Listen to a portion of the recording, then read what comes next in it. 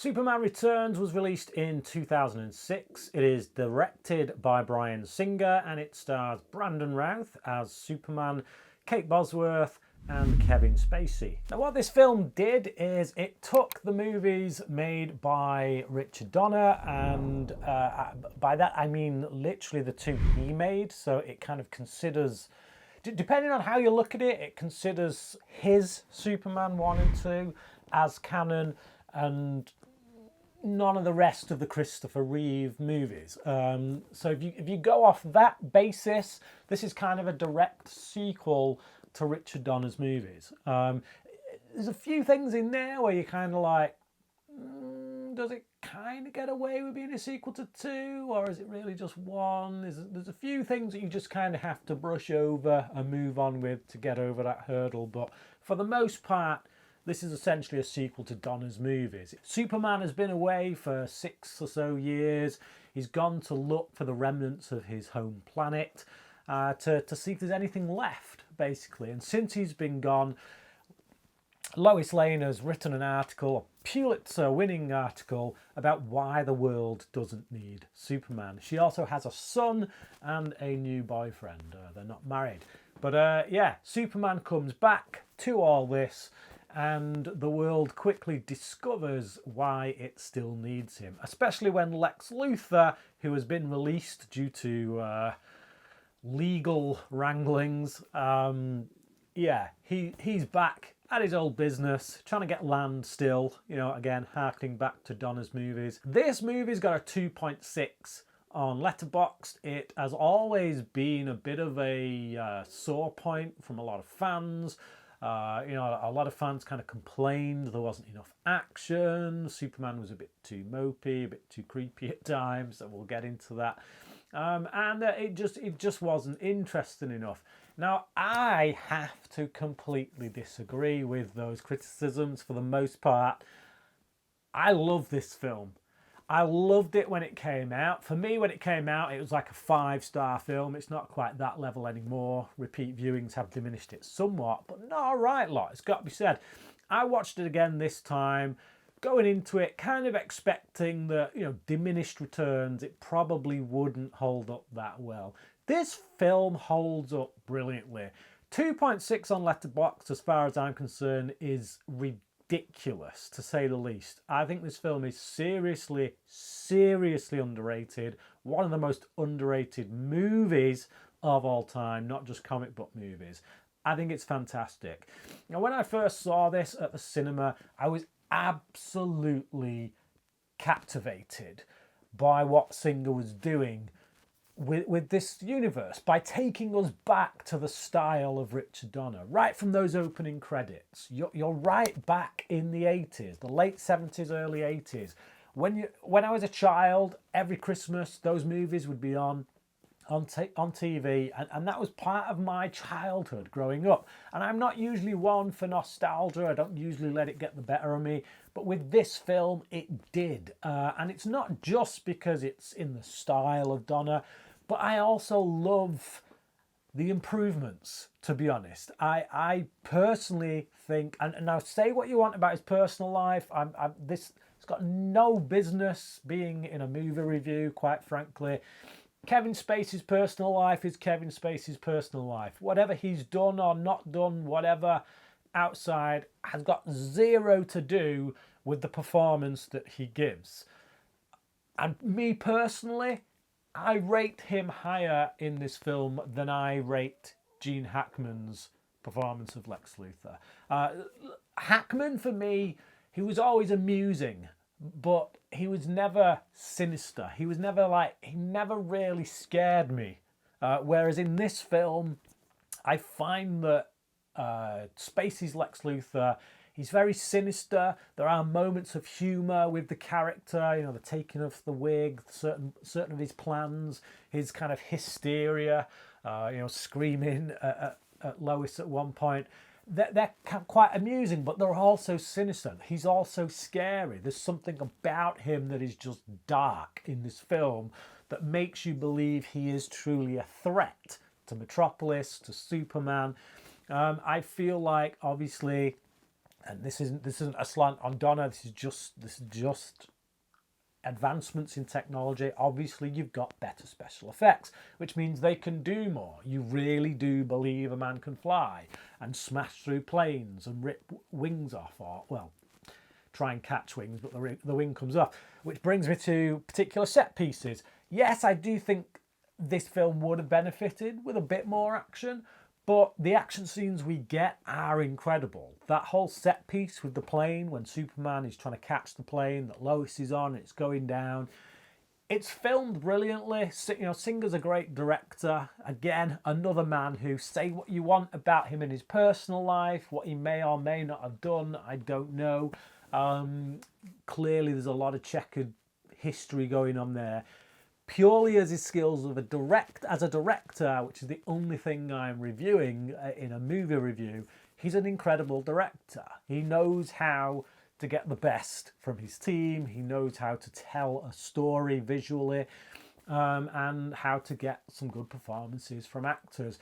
And I just think, yeah, action set pieces like that show you why he's a great director, why he went into blockbuster filmmaking. There's a whole story in this that does harken back to, particularly Richard Donner's Superman 2, which was released in the same year that this came out. And I think there was a push to get that out because Bryan Singer wanted to do a sequel kind of to Donner's movies.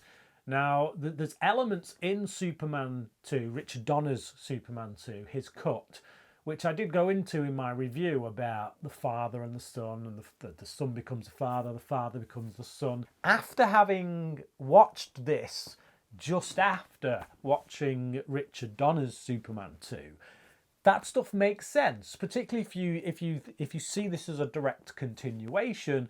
The conversation there he had with his father in the Donner cut, and how his father essentially had to be sacrificed in order for the son to become as the father is. We come to the end of this film, and we have Superman dealing with the fact that he now has this child, and he quotes that line of dialogue which his father once said to him. Only once said to him in the Donner cut, not in the theatrical cut. So all that stuff then makes sense. It kind of feeds into the character in this film as well as the history that Donner gave us in his films. Everything comes full circle, so to speak. Now, so I like all that stuff with the son, and I think a lot of that stuff when this film first came out kind of put people off. They didn't want Superman having a son, having this sprog around. So, okay, you can be with Lois, and even in the comic books you can marry Lois, but let's not go the route of having kids and stuff. Well, since the release of this film, we've been down that road in the comic books, on TV. The new Superman and Lois TV show, they've got 2 kids. I think this film would probably fare better had it been released maybe today, and at a time when people are looking maybe for a bit more hope. I don't know, but I do find this an optimistic film. I think Superman in this film is more of an optimistic kind of character, again feeding into the Christopher Reeve iteration of the character. That being said, there is a certain creepiness about the fact that he does kind of float outside Lois's house and listen in on what she's doing and use his X-ray vision to see what she's doing. It comes off a bit stalkerish, it's got to be said. Not a bit, a lot. It's a bit weird. That aside, Brandon Routh's performance is really good. He really taps into the spirit of Christopher Reeve, so to speak. You kind of feel like they are of the same ilk. It feels like he's channeling Reeve in many scenes during this film. I think the ending gets a bit nuts, and yeah, you can get into arguments about the validity of Superman being able to pick up a mountain of kryptonite, but he gives his all to get rid of that at the end, to get rid of the threat, and I buy it. Within the world that's created here, I buy it. Again, in the Donner movies, Superman does some pretty ridiculous things. There's nothing here that kind of stretches credibility to the degree that Turning Back Time does in the original film. Though it does beg the question why he doesn't do that here. James Marsden in this, he's an actor that I've always liked. I've always found James Marsden to be very underrated. And here he's kind of saddled with the third wheel part of the relationship. You know, you got Superman and Lois, but she's met this other guy, Richard. And yeah, he's Perry's nephew, I think, or something, Perry White's nephew. But yeah, so he's saddled with this role of being the guy that nobody really wants to have with Lois, because we all know Superman should be with Lois, but he is. And, you know, we don't get to see where they would have taken that in sequels. But here, I do like that actually they make him a likeable character, because the typical Hollywood thing to do would have been to make him a bit douchey, to make him a bit like, yeah, you want Lois to leave this guy. But actually, by the end of this film, given his heroics and given the fact that he doesn't have any superpowers and yet he still is a heroic character, I kind of want Lois to stay with this guy and say, Superman, you had your chance. That was it. Now pay me some alimony. Kate Bosworth isn't my favourite Lois Lane, it's got to be said. I don't think she's bad in this. I think she's perfectly fine. I'm not even sure it's her that's the issue, to be honest, so much as the writing. I think it's that if you look at the original Superman films, you had Margot Kidder, there was room there for her to be lively and just boisterous and yeah, go get 'em. And I feel like here Lois is a bit more subdued. She's been neutered somewhat. She's just very dry. She feels like a real person to me, but I don't see that spunk in her that she had with the likes of Margot Kidder or even Erica Durance in Smallville or Terry Hatcher in the 90s Superman TV show. She's not bad. She's just not that memorable. Someone who is memorable, however, is Parker Posey, who is really great in this. Now, around this period, Parker Posey seemed to pop up in a few kind of films that weren't really received well, but she was always kind of like a standout in them.